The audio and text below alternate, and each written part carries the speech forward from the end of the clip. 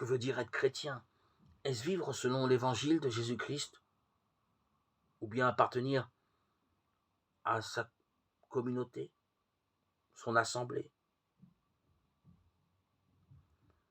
De nos jours, il n'est pas rare de rencontrer une tendance à séparer ces deux dimensions. D'un côté, l'Assemblée, institution administrative avec ses structures, ses doctrines, ses ministres, ses diacres.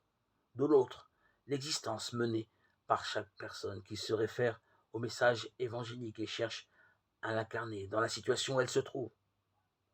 Cette séparation étrangère aux sources chrétiennes nous empêche d'entrer pleinement dans le grand projet de Dieu pour l'univers qu'il a créé. Tout d'abord, le mot institution appliqué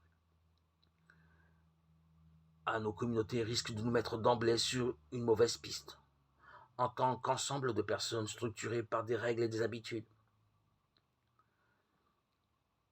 Nos assemblées peuvent être appelées une institution à l'instar d'un système scolaire, un tribunal ou bien d'autres organismes, mais cet emploi sociologique du mot ne nous fait pas avancer très loin dans la compréhension de son essence. Dans la théologie, l'expression institution a une toute autre portée. Elle signifie que l'existence de nos communautés ne dépend pas simplement d'un choix humain. À la différence de tant d'autres collectivités, elle a été instituée, c'est-à-dire fondée par un acte divin, par la volonté du Christ Jésus lui-même, voir Marc 3,13 et Matthieu 16,18, comme partie intégrante de ses desseins d'amour.